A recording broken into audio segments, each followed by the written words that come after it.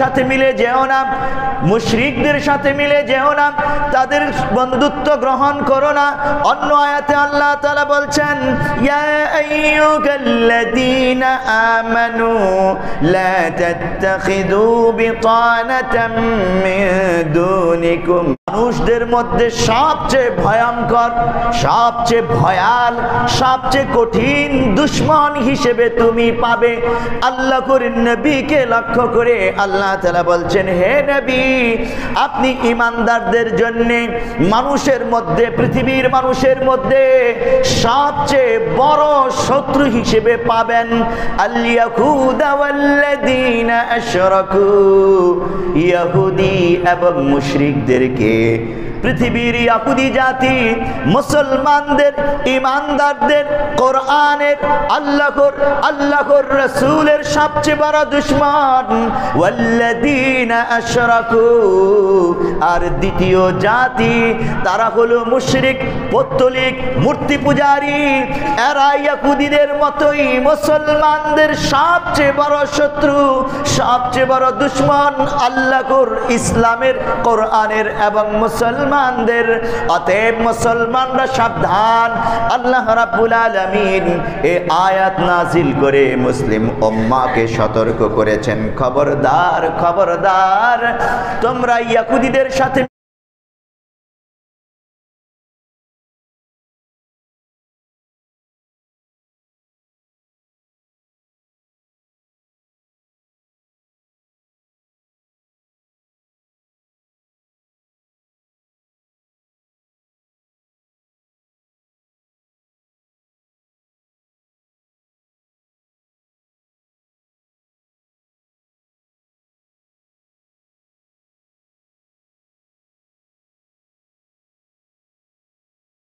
বন্ধু বানিও না, নিজেদের উপদেষ্টা বানিও না, নিজেদের পরামর্শদাতা বানিও না। তাদের অন্তরে তোমাদের জন্য কঠিন বিদ্বেষ লুকায়িত রয়েছে। আল্লাহ রাব্বুল আলামিন সূরা আলে ইমরানের 118 নম্বর আয়াতে সতর্ক করেছেন। এখন জিজ্ঞাসা করতে পারেন আপনারা, আল্লাহ তাআলা যে বললেন লাতাজিদান্না আশাদ্দান নাসি আদাওয়াতাল লিল্লাযীনা আমানুল ইয়াহুদা ওয়াল্লাযীনা আশরাকু, সারা পৃথিবীর মানুষের মধ্যে দুইটি জাতি মুসলমানদের বেশি দুশমন, সবচেয়ে বড় শত্রু।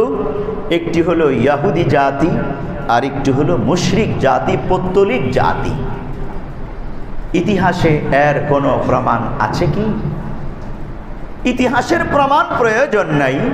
কোরআনে আল্লাহ তাআলা যখন বলেছেন, আল্লাহ তাআলার কথাকে আমরা 100% বিশ্বাস করি।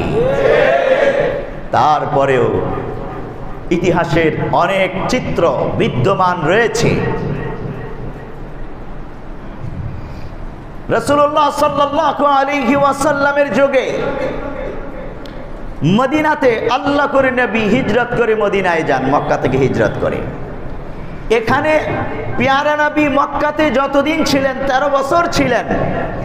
আপনারা ইতিহাস জানেন মুসলমানদেরকে কেমন নির্যাতন করেছিল পৌত্তলিকরা, মূর্তি পূজারীরা।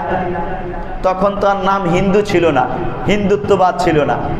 তখন ছিল আবু জেহেল, উতবা, সাইবা, ওয়ালিদ ইবনে মুগীরা, ওই মূর্তি পূজারীরা, যারা লাত, মানাত, উজ্জা মূর্তি বানিয়ে, নিজের হাতে মূর্তি বানিয়ে এগুলোর পূজা করত। এই মূর্তি পূজারীরা মুসলমানদেরকে কেমন নির্যাতন করেছে আপনারা তো জানেন। বেলাল রাদিয়াল্লাহু তাআলা আনহুকে কিভাবে উত্তপ্ত মরুভূমির উপর চিৎ করে শুইয়ে রেখে 1.5 মণ পাথর চাপা দিয়েছিল, তার জিহ্বায় গজাল ঠুকে দিয়েছিল। আবু জেহেল কি করে হযরত জুনায়রা রাদিয়াল্লাহু তাআলা আনহার 2 চোখের মধ্যে আঙ্গুল ঢুকিয়ে চোখ বের করে ফেলেছিল, শুধু মুসলমান হয়েছে এই অপরাধে।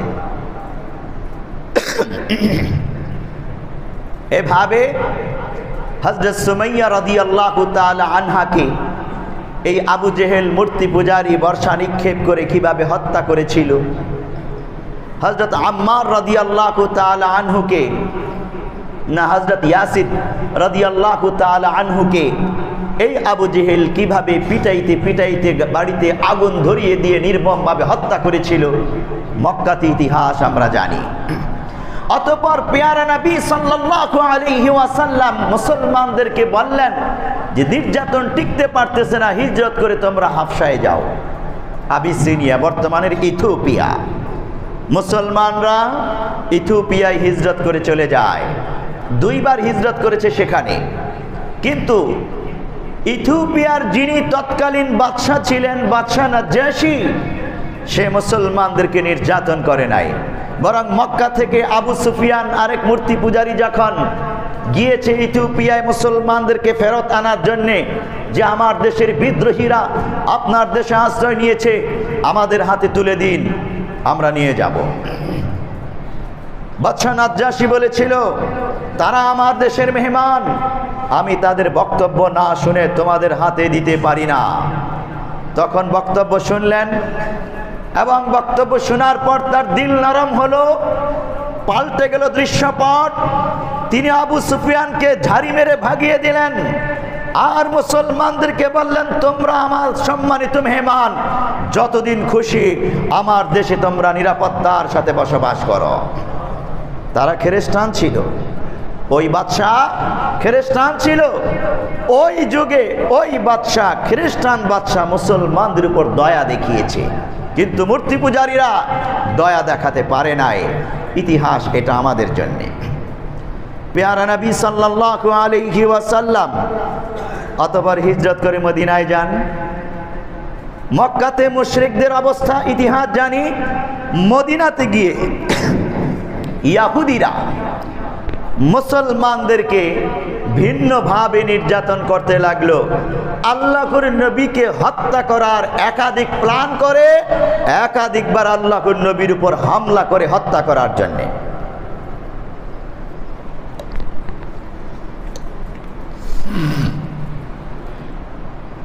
একটি মদিনার সনদ প্রণয়ন করে পেয়ারা নবী সাল্লাল্লাহু আলাইহি ওয়াসাল্লাম পুরো মদিনা জাতিকে একটি উম্মাহ হিসেবে ঘোষণা দিয়েছিলেন। কিন্তু এই ইহুদি জাতি মুসলমানদের বিরোধিতা করে, সেই চুক্তির লঙ্ঘন করে, আতাত করে মক্কার মুশরিকদের সাথে। মদিনার ইহুদিরা মক্কার পৌত্তলিকদের সাথে আতাত করে ইসলাম ধর্মকে ধ্বংস করার যাবতীয় চক্রান্ত করতে থাকে। বিভিন্নভাবে তাদের চক্রান্ত ধরাও পড়ে। আল্লাহর নবী বারবার তাদেরকে সতর্ক করেছেন, কারণ তখন মদিনা রাষ্ট্রের রাষ্ট্রপতি পেয়ারা নবী সাল্লাল্লাহু আলাইহি ওয়াসাল্লাম। এদের দৌরাত্ম্য এত বেড়ে গেছে, এমনকি বাজারে ঘাটে মুসলমানদেরকে একা পাইলে নির্যাতন করত। একদিনের ঘটনা, মদিনার ইয়াহুদি বনু কাইনুকা গোত্রের কিছু ইয়াহুদি একজন মুসলিম নারীকে বিবস্ত্র করে ফেলে। কোন এক দোকানে যায়, টান দিয়ে তার কাপড় খুলে ফেলে, শরীরের কাপড়, উপরের কাপড় খুলে ফেলে টান দিয়ে। একজন মুসলিম যুবক এটার প্রতিবাদ করে, কারণ ওই বাজারে পুরাটাই ছিল ইহুদিদের কবজায়, প্রত্যেকটা দোকানে দোকানে ইহুদি ছিল। ওই মুসলিম যুবক প্রতিবাদ করার কারণে ইহুদিরা মিলে মুসলিম যুবককে হত্যা করে ফেলে। পেয়ারা নবী সাল্লাল্লাহু আলাইহি ওয়াসাল্লাম দেখলেন এদের দৌরাত্ম্য অনেক বেড়ে গেছে। মক্কার মুশরিকদের সাথে আতাত করে ইসলামকে ধ্বংস করতে চায়, রাষ্ট্রকে অস্থিতিশীল করে গড়ে তুলতে চায়। আল্লাহর নবী দেখলেন দুইটি জাতি, মক্কার মুশরিক জাতি আর মদিনার ইহুদি জাতি, দুই জাতি মিলে মদিনার ইসলামী রাষ্ট্রকে অস্থিতিশীল করে তুলতে চায়, সাম্প্রদায়িক দাঙ্গা বাঁধাতে চায়, মুসলমানদেরকে হত্যা করতে চায়। এক মুসলিম যুবককে হত্যাও করে ফেললো প্রকাশ্যে বাজারের মধ্যে। আল্লাহর নবী আর বসে রইলেন না। পেয়ারা নবী সাল্লাল্লাহু আলাইহি ওয়াসাল্লাম অনেক সহ্য করেছেন। অবশেষে তাদের সমুচিত জবাব দেওয়ার জন্যে বনু কাইনুকার ইহুদি পল্লী ঘেরাও করেন সৈন্য সামন্ত সহ। দীর্ঘদিন ঘেরাও করে রাখার পর অবশেষে ইহুদিরা পরাজিত হয় এই লড়াইয়ে, এবং আল্লাহর নবী ষড়যন্ত্রকারী, হিংসা বিদ্বেষ আর উগ্রবাদ ছড়ানো এই ইয়াহুদি গোষ্ঠীকে মদিনা থেকেই বিতাড়িত করেন, যে এই রকম ষড়যন্ত্রকারী দেশদ্রোহী সন্ত্রাসী ইয়াহুদি জাতি মদিনার শান্তিপ্রিয় রাষ্ট্রে বসবাস করার অধিকার নাই, তাদেরকে রাষ্ট্র থেকে বহিষ্কার করে দেওয়া হয়েছে।